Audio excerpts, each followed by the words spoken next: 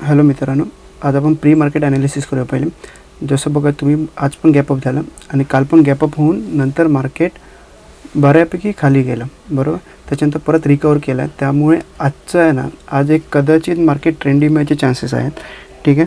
तर आता आपण सुरुवातीला आपल्याला 5 मिनिटाचे ग्रीन कॅन्डल दिसत असेल ना, तर कदाचित मार्केट वरती जाऊ शकतो आणि आजचं जर ट्रेंडी मार्केट आहे असे चान्सेस आहेत.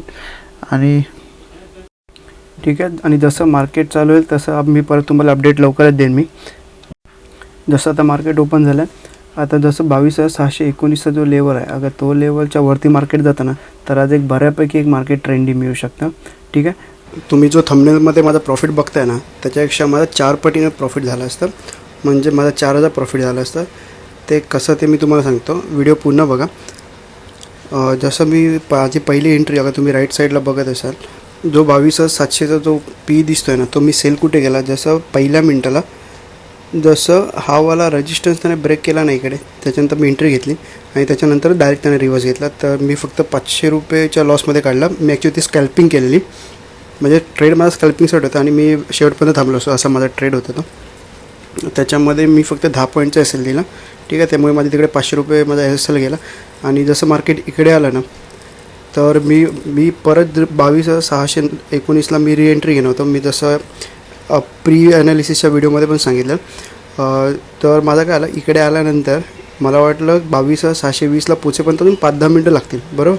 त्यामुळे मी माझं ऑफिसचं काम करत होतो आणि त्याच्यानंतर मी जस्ट असं चार्ट बघितला, तोपर्यंत मार्केट इथपर्यंत पोचलेलं होतं. ठीक आहे. आणि डायरेक्ट आता एवढ्या मुवमेंटनंतर मग डायरेक्ट आतमध्ये एंट्री करायचं हे चुकीचं आहे. म्हणजे आता त्याने फायदे दिले, पण प्रत्येक वेळी असं नसतं. कधीतरी मग मुवमेंट केल्यानंतर परत ते खाली येतं, त्यामुळे तो लॉस व्हायचे चान्सेस जास्त असतात. त्याच्यामुळे मी मध्ये डायरेक्ट घुसत ना.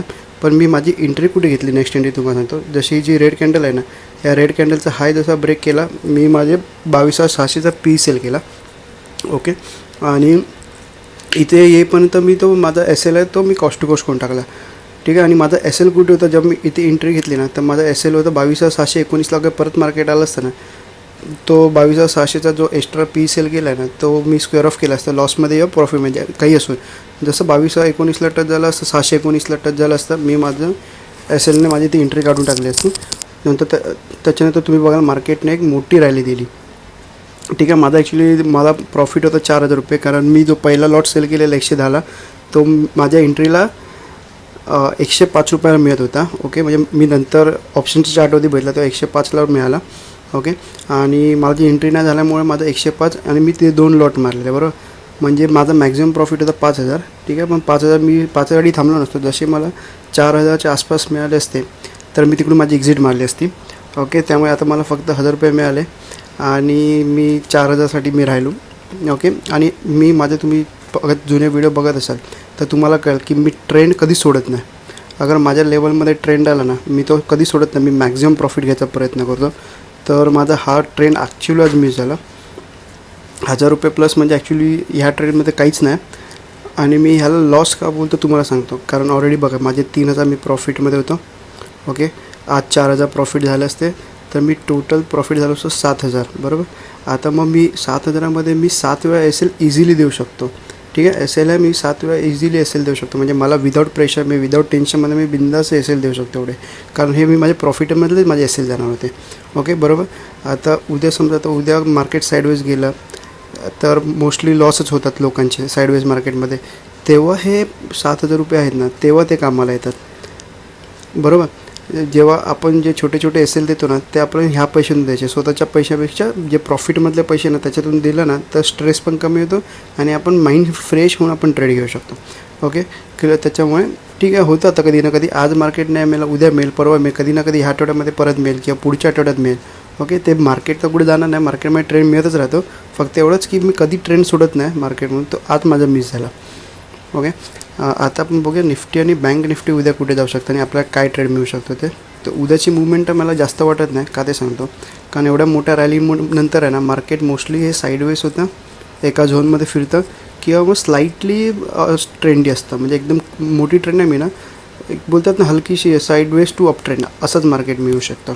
ठीक आहे. तर उद्या डायरेक्ट ट्रेंड मिळणं हे थोडे चान्सेस कमी आहे. आता समजा फ्लॅट ओपन झालं किंवा थोडंसं गॅप ओपन झालं आणि पहिला 5 मिनटाची कॅन्डल ग्रीन असेल तर त्याचा हाय मार्क करायचा, लो मार्क करायचा.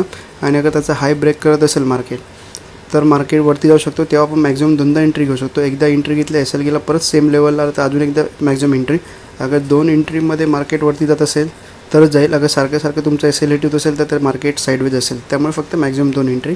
ओके. आणि आज समजा आज तुम्ही ह्या साईडला ह्या ट्रेंडला अगर तुम्ही 2 लॉट मारले असतील ना तर उद्या फक्त एकच लॉट मारा.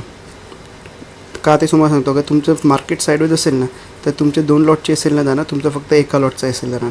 बरोबर. आणि मोठा ट्रेड मिळाला तर ठीक आहे, एका लॉटचं तर तसं तुम्हाला पैसे येतातच आहे. क्लिअर आहे. त्याच्यामुळे वरती अगर 2 लॉट मारा आज उद्या एकच लॉट मारा. ओके. आणि एकदम मोठा गॅप डाऊन झाला समजा 22,800च्या आसपास अगर मोठा गॅप डाऊन झाला तर पहिले 5 मिनटाचं कॅन्डल बघायची, लो मार्क करत जायचं. जसं लो मार्क ब्रेक केला मार्केट खाली जात असेल तर आपण एकदाच एंट्री घ्यायची. एकदा एंट्री घेऊन आपला डायरेक्ट एस एल गेला तर परत त्याच्यानंतर एंट्री नाही द्यायची, कारण त्याच्यानंतर हे मार्केट हे साईडवेजमध्येच जाणार आहे. ठीक आहे. त्याला मार्केटला खाली जायचं असेल तर पहिल्या एंट्रीमध्ये खाली जाणार आहे. ओके. आणि दोन्ही साईडला जसं 1:2चं टार्गेट मिळालं तुम्ही तुमचा एस एलला सरळ कॉस्ट टू कॉस्ट करा, कारण अपसाईडला पण तुम्हाला मॅक्झिमम उद्या 1:2 किंवा 1:3च्या आसपासच टार्गेट मिळेल. ठीक आहे. क्लिअर आहे. आणि आता बँक निफ्टीमध्ये बघूया. बँक निफ्टीमध्ये जसं मी तुम्हाला एक लेवल दिलेला कालच्या ॲनालिसिसच्या व्हिडिओमध्ये, अगर तुम्ही तो व्हिडिओ पाहिला नसेल तर तुम्ही तो पहिला व्हिडिओ पाहू शकता. जशी ही जी ग्रीन कलरची कॅन्डल आहे. ओके. ह्या ग्रीन कलरच्या कॅन्डलचं मी काल बोललो जसं हाय ब्रेक करेल एक बऱ्यापैकी मोठी मोमेंटम मिळेल, तशी आज बघा जसे हाय ब्रेक केला एक बऱ्यापैकी मोमेंटम मिळेल, खूप मोठी मोमेंटम मिळाली. त्यामुळे मी तुम्हाला सांगतो तुम्ही ॲक्च्युली माझ्या ॲटलिस्ट तुम्ही ॲनालिसिसचे व्हिडिओ पाहत राहा, कारण ॲनालिसिसचे व्हिडिओ पाहितले ना तर ॲटलिस्ट तुम्ही थोडे तरी प्रॉफिटेबल म्हणजे तुम्हाला थोडं तरी प्रॉफिट होऊ शकतं. ओके. आता आपण उद्या काय ट्रेड मिळतं ते बघूया. आता उद्या हे बँक निफ्टीचं पण ऑलमोस्ट सेमच आहे. अगर थोडा पण फ्लॅट ओपन झाला किंवा गॅप ओपन झाला 5 मिनटाचं कॅन्डल मार्क करायचं, त्याचा हाय ब्रेक केला की आपण एंट्री घेऊ शकतो. जिथे 2 लॉट मारले असेल आज उद्या फक्त एकच लॉट मारा. उद्या म्हणजे अर्ध्या क्वांटिटीमध्ये काम करा. ओके. आणि मॅक्झिमम 2दा एंट्री घ्या. एकदा एस एल हिट झाला परत सेम लेवल आला तर परत आपण एकदा एंट्री घेऊ शकतो. अगर 2दा-3दा असं होत असेल तर ते हे मार्केट आहे फक्त साईडवेजच होऊन जाईल. ओके. क्लिअर आहे.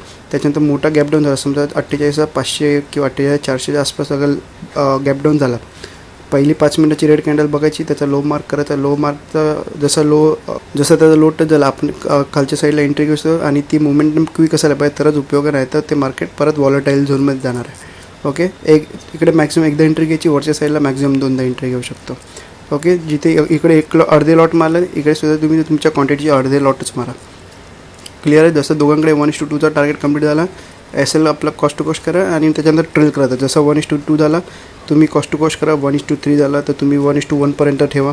असं करत तुम्ही ट्रेलिंग एस एल करत राहू शकता. ओके. ज्यांना एडिटिंगचं सॉफ्टवेअरबद्दल काय माहिती असेल, म्हणजे मी आता सध्या VN वापरतो आहे, ते आता फ्री आहे, ते आता संपायला आलं, त्याच्यामुळे आता मला एवढं एडिटिंगचं नॉलेज नाही आहे. अगर कोणतं फ्री ॲप्लिकेशन असेल तर मला कमेंट्समध्ये नक्की सांगा. आणि तुम्हाला काही डाऊट असेल तर मला कमेंट करा. व्हिडिओ आवडला असेल लाईक करा आणि चॅनलला प्लीज सबस्क्राईब करू शकता.